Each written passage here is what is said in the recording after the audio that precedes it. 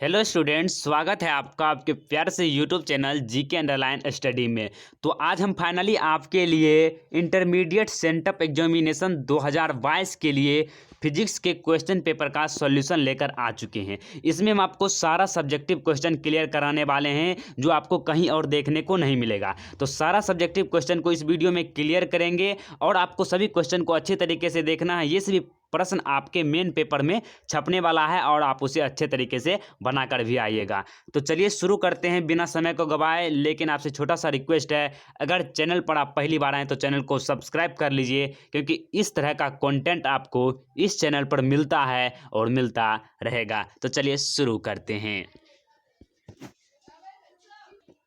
12th class physics question paper solution. यहाँ पर 60 subjective question का सॉल्यूशन है। तो इसमें फर्स्ट क्वेश्चन है कि प्रतिरोधकता क्या है, इसका एसआई मात्रक लिखिए। उसके बाद है किसी प्रारूप अर्धचालकों के लिए तापमान में परिवर्तन के साथ प्रतिरोधकता के बदलाव का ग्राफ भी प्रदर्शित करना है। इसका शॉर्ट में आपको आंसर लिखना है और अच्छे तरीके से लिखना है कि किसी चालक का प्रतिरोध R चालक के लंबाई L के समानुपाती तथा चालक तार के अनुप्रस्थ काट के क्षेत्रफल A के व्युत्क्रमानुपाती होता है।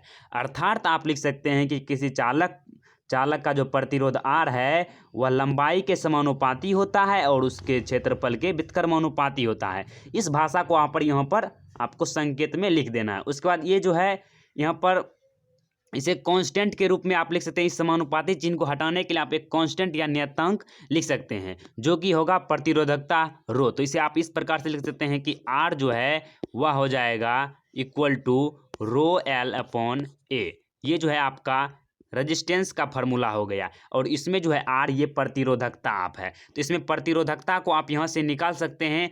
तो प्रतिरोधकता क्या हो जाएगा, यहाँ पर थोड़ा सा ध्यान दे दीजिए। तो यहाँ पर प्रतिरोधकता रो बराबर आप लिख सकते हैं, जो रो है इसे आप लिख सकते हैं RA अपॉन L। ये दोनों आपस में गुना हो जाएगा और L जो है वह भाग में हो जाएगा। तो ये टर्म आपको लिख देना है, यही आपका प्रतिरोधकता है। और करा इसका SI मात्रक क्या होता है, तो इसका SI मात्रक जो है वह ओम मीटर होता है। ध्यान दीजिए, यह इसका SI मात्रक जो है वह ओम मीटर होता है। और कह रहा है कि ताप बढ़ने पर इसमें क्या होगा, तो जब आप इसमें ताप बढ़ने के कारण अर्धचालक का प्रतिरोध घटता है। क्यों घटता है, क्योंकि आप पढ़े हैं यहाँ पर रो बराबर जो होता है वह RA अपॉन L होता है। तो जब ये घटेगा इसका, तो स्वाभाविक है उसका प्रतिरोध भी घटेगा और ये बढ़ेगा तो ये भी इंक्रीज होगा, लेकिन ये घट रहा है तो ये भी घटेगा। उसके बाद है क्योंकि ताप बढ़ने से, कारण है क्योंकि ताप बढ़ने से अधिक इलेक्ट्रॉन संयोजी बैंड से अर्थात वैलेंस बैंड से कंडक्शन बॉन्ड चालन बैंड में जाता है, जहां इलेक्ट्रॉन स्वतंत्र हो जाता है। देखिए दो बॉन्ड होता है, एक होता है वैलेंस बॉन्ड VD होता है एक, और एक होता है कंडक्शन बॉन्ड। तो इलेक्ट्रॉन का चालन तभी संभव है जब वैलेंस बॉन्ड से इलेक्ट्रॉन कंडक्शन बॉन्ड में जाएगा। तो ये अर्धचालक में स्वतः नहीं जाता है, बहुत कम आंशिक रूप से जाता है। लेकिन जब हम इसे हिट करते हैं तो इससे इलेक्ट्रॉन तेजी से यहाँ पर जाने लगता है, जिससे विद्युत धारा का प्रवाह होने लगता है। उसके बाद देखिए दूसरा प्रश्न है, और यह बहुत ही मोस्ट VVI क्वेश्चन है, यह पूछा ही गया है आपके पेपर में। है पोलराइड क्या है और इसके उपयोगों को लिखना है। तो पोलराइड एक ऐसी व्यवस्था है जिसमें चयनात्मक शोषण द्वारा समतल ध्रुवित प्रकाश उत्पन्न किया जाता है और इसके निम्नलिखित उपयोग हैं। पहला उपयोग है कि पोलराइड का उपयोग हम चश्मे में करते हैं। दूसरा है कि बाहर से आने वाले तीव्र प्रकाश को नियंत्रित करने के लिए रेलगाड़ी एवं हवाई जहाज की खिड़कियों में भी पोलराइड को लगाया जाता है। कहने का अर्थ है कि तेज प्रकाश से बचने के लिए हवाई जहाज हो चाहे आपका रेलगाड़ी हो, उसमें जो है उसके खिड़कियों के पास जो है ना क्या लगाया जाता है, तो पोलराइड का कांच लगाया जाता है, जिससे इस प्रकाश की तीव्रता को कम कर देता है।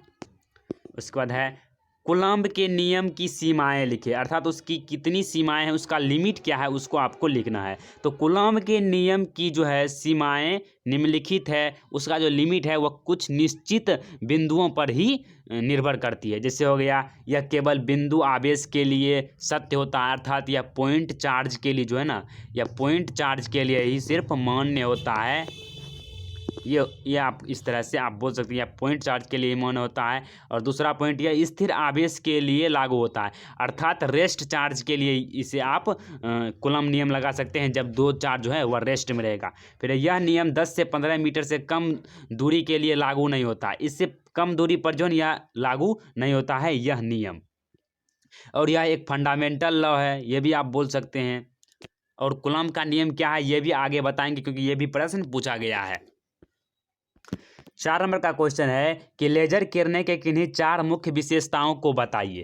तो लेजर किरणें की 4 विशेषताएं निम्न है। पहला विशेषता है यह किरणें एक वर्णी होते हैं। एक वर्णी कहने का अर्थ है इसमें एक ही वर्ण होते हैं। दूसरा है यह अति कला संबंध होते हैं। और तीसरा पॉइंट में लिखना है यह अति दिशात्मक होते हैं। और चौथा में ये उद्दीप्त उत्सर्जन विधि से उत्पन्न करते हैं। क्या चीज़? तो लेजर किरणें। उसके बाद देखिए 5 नंबर का क्वेश्चन है कि विद्युत आवेश के 2 मौलिक गुणों को लिखिए। ये बहुत ही साधारण क्वेश्चन है, और आप इसमें हम आपको 4-5 बता देंगे इसके गुण, ताकि ज़्यादा पूछा जाएगा तो वो भी आप लिख सकते हैं। तो विद्युत आवेश के गुण निम्न है, या विद्युत आवेश जो है वह संरक्षित होता है, अर्थात जो है राउंड ट्रिप के दौरान इसका जो विद्युत आवेश का जो राउंड ट्रिप के दौरान यह शून्य हो जाता है, इसका बल, इस पर लगने वाला बल, और जाके यह पाथ की लंबाई पर निर्भर नहीं करता, इसीलिए नेचर में संरक्षित होता है। जो आवेश है वह योगात्मक होता है, अर्थात यह जोड़ के नियम का पालन करता है। और दूसरी बात यह कि विद्युत आवेश जो है वह किसी भी वस्तु का यांत्रिक गुण होता है, जिसके वजह से वह एक बल का अनुभव करता है, उसी को विद्युत आवेश कहा जाता है। और विद्युत आवेश 2 प्रकार के होते हैं, एक निगेटिव एक पॉजिटिव चार्ज। इस तरह से हो गया। उसके बाद देखिए नेक्स्ट क्वेश्चन है, टीबी संकेत के प्रेषण सीमा को बढ़ाने के किन्हीं 2 बिंदुओं को व्यक्त करें। तो टीबी संकेत के प्रेषण, यहाँ पर प्रेषण सीमा को निम्न प्रकार से बढ़ाया जा सकता है। पहला, टावर की हम ऊंचाई बढ़ा सकते हैं। उसके बाद प्राप्ति एंटीना की ऊंचाई बढ़ाकर, जिससे यह प्रसारण एंटीना से आते हुए सिग्नल को सीधा अवरुद्ध कर सके। उसके बाद शंट के 2 उपयोग को लिखे। ये अभी मोस्ट वीवीआई क्वेश्चन है, बहुत बार पूछा गया है। तो शंट के 2 उपयोग निम्नलिखित है। गैल्वेनोमीटर को उच्च धारा से क्षति होने से बचाता है। क्या? सेंट। जब गैल्वेनोमीटर में आप जो है सेंट को जोड़ दीजिएगा तो उसे उच्च धारा से रक्षा करेगा। फिर गैल्वेनोमीटर के समांतर क्रम में शंट लगाकर इसे आमीटर बनाया जाता है। देखिए उसके बाद नेक्स्ट प्रश्न है, यहाँ पर हम ये सभी प्रश्नों का आपको सिर्फ आंसर यहाँ पर बता देते हैं, आप नोट कर सकते हैं या इसे ध्यान से सुन सकते हैं, याद हो जाएगा आपको।